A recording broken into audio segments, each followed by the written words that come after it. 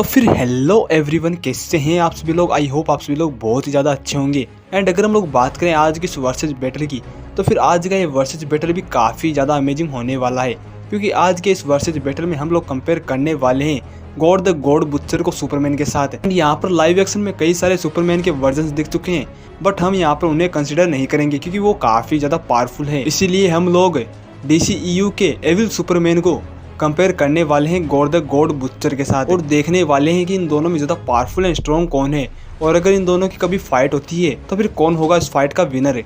यानी कि आज की वर्सेस बैटल काफ़ी ज़्यादा अमेजिंग होने वाली है, एंड हम लोग डीपली एनालाइज करने वाले हैं कि इन दोनों में ज़्यादा पावरफुल कौन है। तो फिर चलो बिना किसी देरी के अब हम लोग हमारी इस अमेजिंग वीडियो करते हैं स्टार्ट। तो फिर सबसे पहले हम लोग गॉड द गॉड बुचर की बात करने वाले हैं।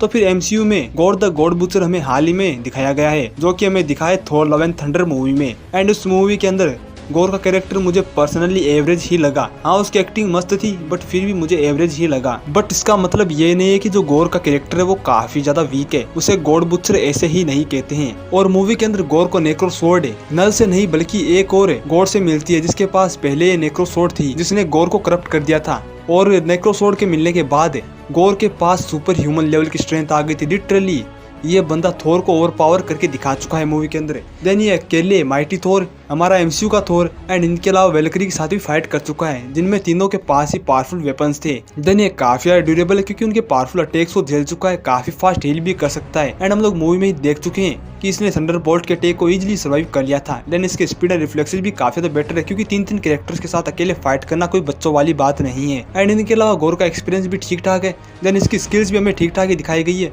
देन ये नेक्रो को भी अच्छे से यूज कर रहा था, एंड इसकी नेक्रो स्वॉर्ड इतनी ज्यादा पावरफुल है कि वो अपनी परछाई से कई सारे पावरफुल क्रिएचर्स को बना सकता है। और जो नेक्रो स्वॉर्ड वो इतनी ज्यादा शार्प है कि किसी भी गॉड को इजीली चीर के रख दे। और जो नेक्रो है वो एक गॉड किलर वेपन है, इससे इजीली गॉड्स को मारा जा सकता है। एंड इनके अलावा जो गॉर है उसके पास कुछ हद तक टेलीपैथिक एबिलिटीज भी मौजूद है, लाइक वो किसी का भी माइंड पढ़ सकता है, उसे कंट्रोल नहीं कर सकता बल्कि उसे पढ़ ही सकता है। तो फिर ये तो है गॉर की कुछ एक पावर्स एंड एबिलिटीज। देन अब हम लोग उसके कुछ एक फीट्स की बात कर लेते हैं। तो फिर जब मूवी के अंदर उसे नेक्रो स्वॉर्ड मिलते हैं, तब वो एक ऐसे पाथ पे चल पड़ता है जहाँ पर उसे यूनिवर्स के सारे गॉड्स को किल करना है। एंड हम लोग देख ही चुके हैं कि जब उसे नेक्रो मिली थी तब उसने एक गॉड को इजीली मार के रख दिया था। देन उसके बाद उसने यूनिवर्स के अंदर 1000 से भी ज्यादा गॉड्स को मार दिया था, और अर्थ के ऊपर अटैक करके थोर के साथ भी फाइट की थी। और हम लोग देख ही चुके हैं कि इसने थोर को भी ओवर पावर करके दिखाया है मूवी में। देन तीन कैरेक्टर्स के साथ अकेले फाइट भी कर चुका है, एंड इन तीनों के पास ही गॉडली वेपन्स थे, लाइक थोर के पास स्टॉर्म ब्रेकर, माइटी थोर के पास म्योल्निर, और वेलकरी के पास थंडरबोल्ट। और ये कितना ज्यादा पावरफुल हो सकता है मैं तुम लोगों को बता देता हूँ कि ज्यूस भी इससे डरता था, जो कि गॉड ऑफ द गॉड्स है। एंड इनके अलावा हम लोगों को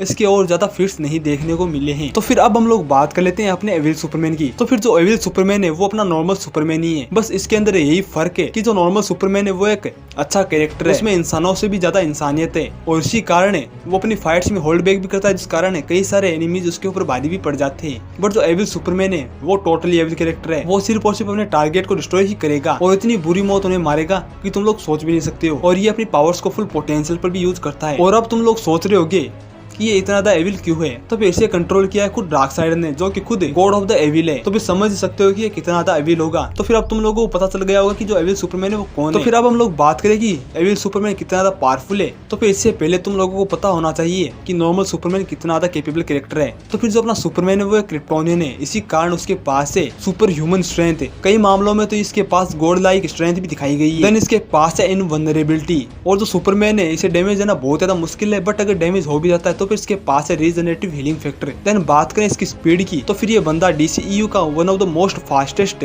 कैरेक्टर है, जिसने फ्लैश को दौड़ते हुए देख लिया था। देन फ्लैश को उसी की स्पीड में जाके डिफीट भी करके दिखाया है। देन इसके रिफ्लेक्सेस भी काफी ज्यादा बेटर है, एंड इसका स्टेमिना एंड एंड्योरेंस भी काफी ज्यादा बेटर है। एंड एक क्रिप्टोनियन होने के कारण इसके पास भी heat vision, freeze breath, and इनके अलावा इनहांस सेंसेस की पावर्स हैं, एंड ये फ्लाई भी कर सकता है। देन जो सुपरमैन है वो कोई स्किल्ड कैरेक्टर तो नहीं है, बट उसका बैटल IQ काफी ज्यादा बेटर है, एंड नॉर्मल ह्यूमन के कंपेयर में ये काफी फास्ट लर्न भी कर सकता है। तो फिर ये तो है अपना नॉर्मल सुपरमैन, बट जो एविल सुपरमैन है वो इन सारी पावर्स को फुल पोटेंशियल पर यूज करता है। तो फिर तुम लोगों को सुपरमैन की पावर्स के बारे में तो पता चली गया होगा। अब हम लोग बात कर लेते हैं सुपरमैन के फीट्स की। तो फिर DCEU का सुपरमैन इतना ज्यादा स्ट्रॉन्ग है कि अपने लर्निंग फेज में ही, यानी कि मैन ऑफ स्टील मूवी के अंदर ही 2 क्रिप्टोनियंस के साथ अकेले बैटल लड़ चुका है, जो कि उसी के जितने ही पावरफुल थे। जनरल जॉर्ज, जो कि उससे कहीं गुना ज्यादा स्किल्ड कैरेक्टर था, उस तक को डिफीट कर चुका है। एंड एक ब्लैक होल से लोइस लेन को भी बचा चुका है। देन अपनी वीकेस्ट फॉर्म में वर्ल्ड इंजन को भी डिस्ट्रॉय कर चुका है, जो कि इसकी स्ट्रेंथ एंड इनवल्नरेबिलिटी को दर्शाती है। Then Batman versus Superman movie के अंदर उसने लिटरली काफी बड़े बड़े फीट्स शो कर रखे हैं, लाइक बड़े से शिप को खींचना, एक स्पेस क्राफ्ट को लिफ्ट करना, एंड इनके अलावा अर्थ की टेक्टोनिक प्लेट को मूव करना, जिनसे अगेंस्ट शो होता है कि जो सुपरमैन का लेवल वो काफी ज्यादा हाई है। एंड सुपरमैन ने अपनी वीकेस्ट फॉर्म के अंदर डूम्सडे के साथ भी फाइट की है, जो कि थेनोस से भी ज्यादा स्ट्रॉन्ग है। देन जस्टिस लीग और justice League Snyder cut movie के अंदर ये बंदा अकेला पूरी जस्टिस लीग को डिफीट कर चुका है, और वहाँ पर तो ये उनके साथ लिटरली खेल रहा था। अगर वहाँ पर फुल पोटेंशियल यूज करता तो फिर सारी जस्टिस लीग तो वहीं शहीद हो जाती। देन न्यू गॉड स्टेपन वुल्फ को भी बीट करके दिखा चुका है। तो फिर ये सुपरमैन के कुछ एक फीट्स है। Then Justice League Snyder cut movie में हम लोगों को देखने को मिला था एविल सुपरमैन, जिसने अर्थ को ऑलमोस्ट डिस्ट्रॉय कर दिया था एंड अर्थ के कई सारे सुपरहीरोज को बड़ी बुरी मौत मारा था, जो कि काफी ज्यादा एविल है, जिसने बैटमैन के साथियों को भी बुरी तरीके से डिस्ट्रॉय करके रख दिया था। एंड बैटमैन और बचे हुए जस्टिस लीग के मेंबर्स के अंदर भी एविल सुपरमैन का काफी ज्यादा खौफ था। एंड मैं तुम लोगों को बता दूं कि जो बैटमैन है वो लिटरली किसी से भी नहीं डरता है, बट वो एविल सुपरमैन से बहुत ज्यादा खौफ खाता है। तो फिर ये तो बात होगी एविल सुपरमैन एंड गोर की। अब हम लोग करने वाले हैं कंपैरिजन। तो फिर देखो, दोनों ही काफी ज्यादा पावरफुल कैरेक्टर है, जहाँ पर नेक्रोसोर्ड गोर को लिटरली गॉड लाइक बीइंग बना चुकी है, सुपरमैन भी खुद गॉड लाइक बीइंग है। बट यहाँ पर सुपरमैन के पास जो एक एडवांटेज है वो मैं तुम लोगों को बता देता हूँ कि जो सुपरमैन है वो लिटरली अपनी पावर्स को कहीं गुना ज्यादा इंक्रीज भी कर सकता है। एंड तुम लोग सोच रहे हो कि कितना गुना, तो फिर मैं तुम लोगों को बता दूं कि जो सुपरमैन है अगर वो अपनी विल पावर को मजबूत कर ले तो लिटरली वो अपनी पावर्स को 100 गुना या फिर 1000 गुना भी इंक्रीज कर सकता है। लिटरली अपनी स्ट्रेंथ एंड रॉ पावर्स को इतना ज्यादा वो इंक्रीज कर चुका है। हम लोग मूवीज में ही देख चुके हैं जहाँ पर वो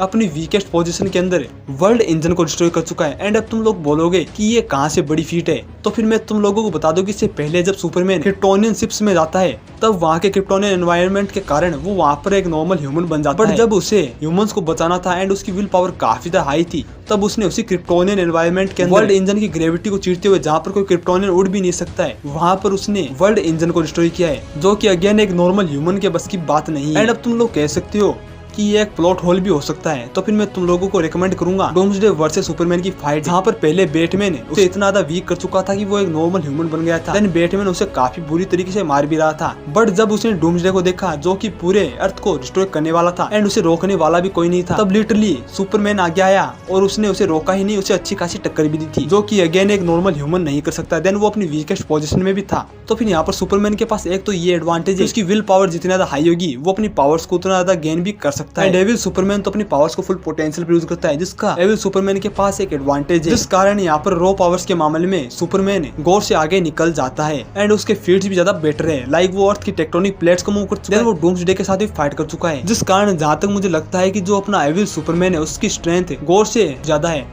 और अगर वो अपनी विल पावर को और भी ज्यादा मजबूत कर लेता है तो फिर उसकी स्ट्रेंथ गॉर के मुकाबले कहीं गुना ज्यादा हो भी जाएगी। देन अगर वो लोग बात करें ड्यूरेबिलिटी की, तो फिर देखो गॉर की ड्यूरेबिलिटी बहुत ज्यादा है, बट फिर भी वो एक इनवल्नरेबल कैरेक्टर नहीं है, उससे थंडरबोल्ट के थ्रू डैमेज दिया जा सकता है। बट हम लोग ये भी कैसे भूल सकते हैं कि उसके पास है नेक्रोसोर्ड, जिसके थ्रू वो सुपरमैन को भी डैमेज दे सकता है। एंड हम लोग देख ही चुके हैं कि वो एक गॉड किलिंग वेपन है, बट यहाँ पर सुपरमैन को डैमेज करेगी ये कहना बहुत ज्यादा मुश्किल है, क्योंकि सुपरमैन एक इनवल्नरेबल कैरेक्टर है। एंड मेरी बातों पर अब तुम लोग गौर करना कि DCEU में हमें सिर्फ सुपरमैन तभी वीक दिखाए या फिर डैमेज या फिर इंजर्ड दिखाए तब सुपरमैन अपनी वीकेस्ट पोजीशन में था, लाइक या तो वो क्रिप्टोनियन शिप में था या फिर उसे क्रिप्टोनाइट के थ्रू वीक किया गया था, तभी हमें सुपरमैन को इंजर्ड दिखाया गया है। अदरवाइज सुपरमैन के ऊपर किसी भी अटैक का जरा सा भी असर होते हुए नहीं दिखाया गया। बट फिर भी चलो मान लेते हैं कि सुपरमैन को नेक्रो से डैमेज हो जाता है, तो फिर सुपरमैन के पास एक काफी फास्ट हीलिंग फैक्टर है। एंड मैं तुम लोगों को बता दूं कि नेक्रो एक गॉड किलिंग वेपन जरूर है, बट उससे तुम लोग गॉड्स को इजीली मार दोगे, ये बात बिल्कुल भी सच नहीं है,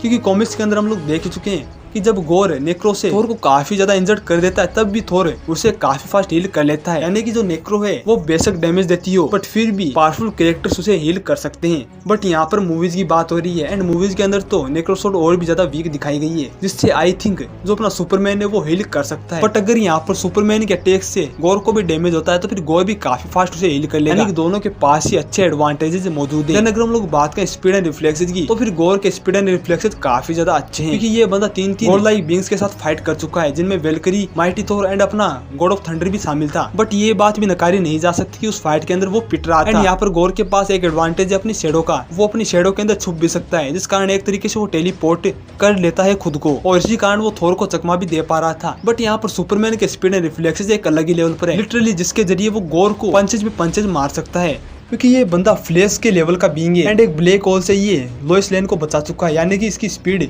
ऑलमोस्ट लाइट के आसपास की है, जिस कारण यहाँ पर स्पीड एंड रिफ्लेक्सेस का सुपरमैन के पास एक बहुत ही बड़ा एडवांटेज है एंड उसकी एजिलिटी भी ज्यादा बेटर है। अब अगर हम लोग बात करें स्टेमिना की, तो फिर मैन ऑफ स्टील मूवी के अंदर आधी मूवी के बाद ऑलमोस्ट फाइट सी थी, जहाँ पर सुपरमैन अपने स्टेमिना का बेटर वे में यूज करा था एंड कहीं पर भी वो थका हुआ नहीं दिख रहा था। हमें अभी तक गौर भी थका हुआ नहीं दिखा है, जिस कारण आई थिंक स्टेमिना का पॉइंट मुझे इन दोनों को ही देना चाहिए। एंड यहाँ पर दोनों के स्किल्स भी ठीक ठाक है, बट यहाँ पर गौर को थोड़ा एडवांटेज मिलना चाहिए, क्योंकि नेक्रो की मदद से उसकी स्किल्स काफी ज्यादा बेटर लग रही थी। बट अगर हम लोग बात करें बैटल आईक्यू की, तो फिर यहाँ पर बैटल आईक्यू का पॉइंट सुपरमैन को जाना चाहिए, क्योंकि जो सुपरमैन है वो अपनी फाइट्स के अंदर अपनी इंटेलिजेंस का काफी ज्यादा बेटर यूज करता है। लाइक जब वो 2 क्रिप्टोनियंस के साथ अकेले फाइट कर रहा था, तब वो उन्हें सिटी से दूर ले जा रहा था, जबकि उसके ऊपर पंचेज भी पड़ रहे थे, और तब भी वो अपनी इंटेलिजेंस का यूज कर पा रहा था। एंड हम लोग डूम्सडे वर्सेस सुपरमैन की फाइट भी कैसे बोल सकते हैं। तो फिर ओवरऑल यहाँ पर बैटल आईक्यू का पॉइंट सुपरमैन को जाता है। देन यहाँ पर फीट्स का पॉइंट भी मुझे सुपरमैन को ही देना पड़ेगा। तो फिर ओवरऑल अब तक के कंपैरिजन से सुपरमैन को थोड़ा बहुत एडवांटेज है गौर के अगेंस्ट, क्योंकि सिंपल उसका रीजन ये भी है कि उसके फीट्स ज्यादा बेटर है एंड जो गौर है वो हमें अभी तक एक ही मूवी में दिखा है। बट क्या इनकी फाइट में सुपरमैन गौर को डिफीट कर देगा, तो फिर ये बता पाना बहुत ज्यादा मुश्किल है, क्योंकि अगर ये वाली फाइट अर्थ पे होती है तो फिर जो अपना गौर है वो अपने फुल पोटेंशियल को यूज नहीं कर पाएगा एंड वो अपने शेडो से काफी पावरफुल मॉन्स्टर बनाएगा, जो कि गौर को एक अपना ही एडवांटेज है, जिससे सुपरमैन को डिस्ट्रैक्ट भी कर सकता है। बट यहाँ पर काम आएगी सुपरमैन की स्पीड, जिनसे वो उसके मॉन्स्टर्स को इजीली डिस्ट्रॉय भी कर सकता है, क्योंकि हम लोग देख चुके हैं कि छोटे छोटे बच्चे ही उन्हें डिस्ट्रॉय कर पा रहे थे, जिनके पास बेसिक सुपर ह्यूमन पावर्स आ गई थी, बट फिर भी सुपरमैन एक अलग ही लेवल का बीइंग है, इस कारण वो उन्हें इजीली डिफीट कर सकता है। हम लोग देख चुके हैं कि वो पूरी जस्टिस लीग के साथ अकेले फाइट कर पा रहा था, तो फिर इन मॉन्स्टर्स से बचना उसके लिए कोई बड़ी बात नहीं है। देन अगर गौर वर्सेस एविल सुपरमैन की फाइट होती है, तो फिर एविल सुपरमैन से अच्छी खासी फाइट देने वाला है, जहाँ पर सुपरमैन अपनी स्ट्रेंथ एंड स्पीड के थ्रू गौर को अपना पंचिंग बैग भी बना देगा एंड अपने अच्छे खासे हीलिंग फैक्टर के थ्रू वो अपने अटैक्स को काफी फास्ट हील भी कर सकता है। वो यहाँ पर खुद को होल्ड बैक भी नहीं करने वाला है एंड अपने स्पीड एंड रिफ्लेक्सेस की मदद से वो गौर के मैक्सिमम अटैक्स को डॉज भी कर लेगा। तो फिर अगर ये फाइट अर्थ पे होगी, तो फिर डेफिनेटली अपना एविल सुपरमैन गौर को डिफीट कर देगा। एंड इसका एक कारण ये भी कि जो गौर है वो हमें मूवीज के अंदर इतना ज्यादा पावरफुल नहीं दिखा है। बट अगर ये फाइट शैडो रियलम के अंदर होती है, तो फिर गौर के पास एक एडवांटेज होगा, क्योंकि वहाँ पर वो सुपरमैन को एक तरीके से बंदी बना सकता है, जिस तरीके से उसने थोर, माइटी थोर एंड जो अपनी वेलकरी है उन्हें बनाया था। बट इसका मतलब यह नहीं कि वो एविल सुपरमैन को रोक पाएगा एंड यहाँ पर भी उनकी बहुत ज्यादा टफ फाइट चलने वाली है। एंड अगर यहाँ पर एविल सुपरमैन किसी तरीके से नेक्रो को डिस्ट्रॉय कर देता है, जो कि वो कर भी सकता है, क्योंकि हम लोग मूवी में देख चुके हैं कि नेक्रो को माइटी थोर ने एक ही हिट से डिस्ट्रॉय कर दिया था, तो फिर सुपरमैन के लिए कोई बड़ी बात नहीं है, क्योंकि जो गौर के पास नेक्रो स्वॉर्ड है वो काफी ज्यादा वीक दिखाई गई हम लोगों को मूवीज के अंदर। और अगर एविल सुपरमैन को एक बार ये पता चल जाता है कि नेक्रो टूटने के बाद वापस जुड़ती है, तो फिर वो उसे किसी और तरीके से डिस्ट्रॉय भी कर सकता है। वहाँ पर गौर के भी जीतने के चांसेस है। अगर गौर वहाँ पर सुपरमैन को सीरियसली इंजर्ड कर देता है, तो फिर सुपरमैन के पास पावर्स की कुछ लिमिट्स होगी, बट स्टिल वहाँ पर दोनों के पास ही 50-50% ही जीतने के चांसेस होंगे, क्योंकि इसका सबसे बड़ा रीजन है सुपरमैन के पास सुपरमैन की विल पावर है, देन गौर के पास है अपनी नेक्रो स्वॉर्ड है। बट अगर मैं तुम लोगों को ओवरऑल कंपैरिजन बताऊं, तो फिर एक फाइट के अंदर सुपरमैन के जीतने के बहुत ज्यादा चांसेस है, क्योंकि सुपरमैन ज्यादा स्ट्रॉन्ग एंड ज्यादा फास्ट है एंड उसका बैटल आईक्यू काफी ज्यादा बेटर है, उसका स्टेमिना भी काफी ज्यादा अच्छा दिखाया गया है एंड उसके फीट्स भी काफी ज्यादा बड़े स्केल पर स्टैंड करते हैं एंड उनकी फाइट भी काफी ज्यादा बड़े स्केल पर होती है, जिस कारण Superman more stronger and more powerful है गौर के मुकाबले। एंड एक फाइट के अंदर सुपरमैन गौर को डिफीट भी कर देगा। और इसका एक कारण ये भी हो सकता है क्योंकि जो गौर के पास नेक्रो स्वॉर्ड है वो काफी ज्यादा वीक दिखाई गई है हम लोगों को मूवीज के अंदर, जहाँ पर कॉमिक्स के अंदर लिटरली बहुत ज्यादा पावरफुल वेपन है, बट लिटरली मूवीज के अंदर इसे एक मजाक की तरह दिखाया गया है।